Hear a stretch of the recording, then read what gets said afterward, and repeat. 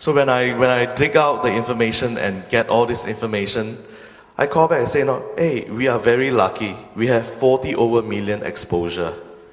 And out of the $40 million exposure is predominantly one institutional client. And that institutional client, before Lehman collapse, has hedged out the risk. So it's actually very, very lucky. But if you look into region like countries like Hong Kong and Singapore, what happened then?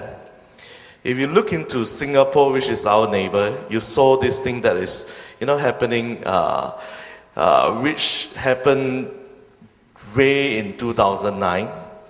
The distributors sold a Lehman mini bond to this old lady, 80 years old lady, and asking the old lady, move all the savings, FDs, complete 100% into this mini bond.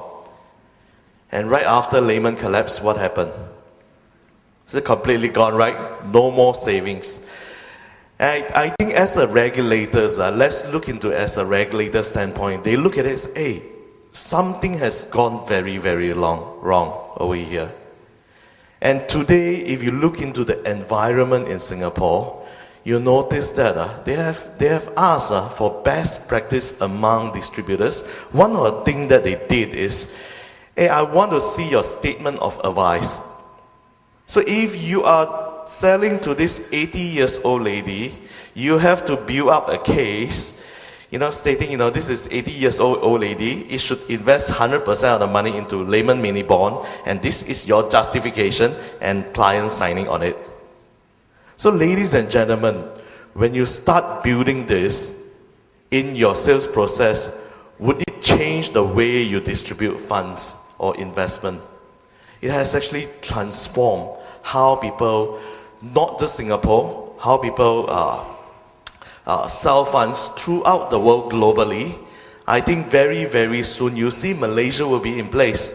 In fact, I will still call this as a best practice. I believe sometimes when you have regulation coming out, it could be top down, but as an industry player, we should be top up as well, moving from bottom up.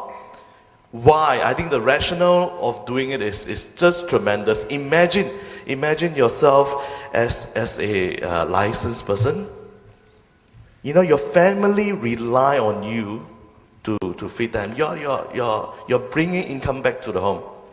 What if you have one case and you lose your license? So protecting your license is very, very crucial. Not just on an individual level, on a company, the manufacturer, the unit trust management company, they want to protect their license.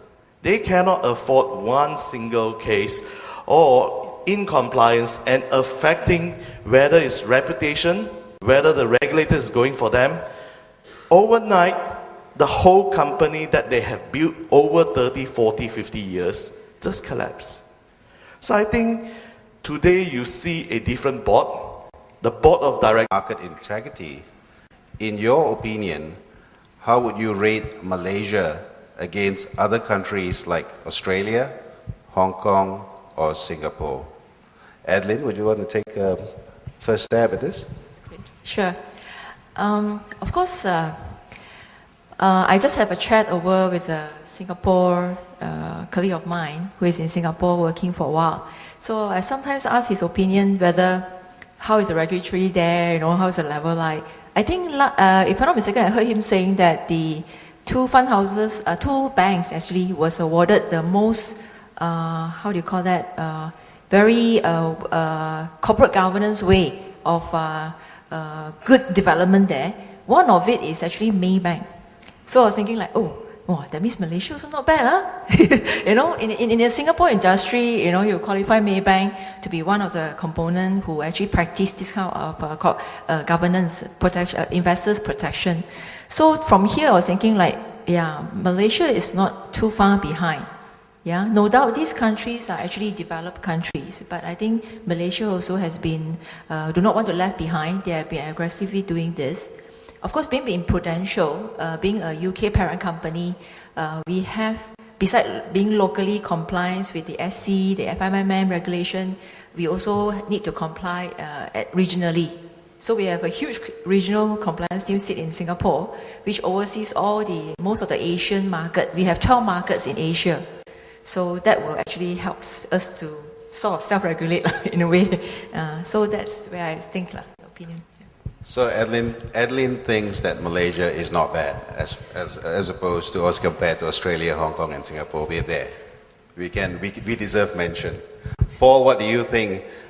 Coming from SFP, who has a major foreign shareholder from Australia, you would be able to help us with this? Okay, since I'm invited by FIMM, just joking, this is honest opinion.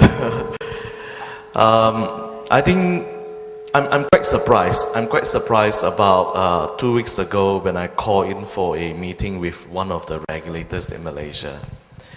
And the proposal that we are putting in is striking in between, not looking at advanced economy, but we look into, our neighbor, which is Singapore. We want something like that. At least that is a step up of regulations or relax in terms of regulation. I'm not going to talk in detail because Bank Negara asked us not to talk about it because at this stage, it's at the bill stage. Soon, they will enact it as an act. So this will actually come through very, very fast. And to my surprise is, they are looking at model in advanced economy and they're going to roll it out. And I think that is actually quite advanced and very, very fast.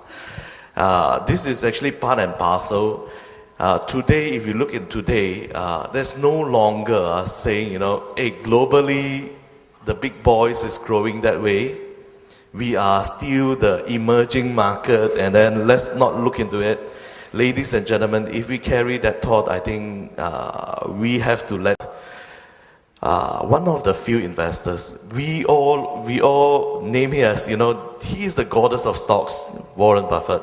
What Warren did during that time is acquire Goldman Sachs at $122. Ladies and gentlemen, he is supposed to be our idol.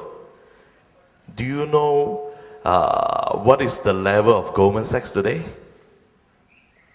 It's hovering about $90 over, 91, 92. 1 week, 2 weeks after Warren has purchased into this company trashed to the low of 44.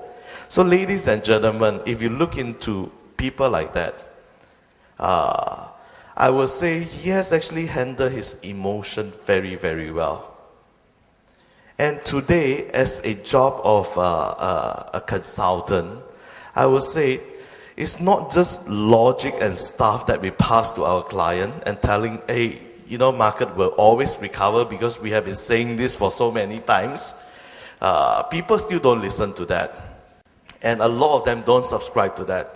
But I think it's very crucial for us to equip ourselves with behavioral finance techniques and addressing all this issue, especially on this period of time we are looking at issue of, we have to sit down and pinpoint and draft out, hey, what is your fear? Your fear is this. And let's go back to our objective. And ladies and gentlemen, this is a real case. When I go back to objective and talk to the client, hey, this is actually for your retirement, 20 years. Right after that, I do very bare minimum talking, but I started asking questions. So, with question of whether, Mr. Klein, do you think market will recover? Yes. Let's do up the chart. The chart is over here. What do you think the market going to be in 10 years' time? He will give you all the answer that you will be saying to him anyway.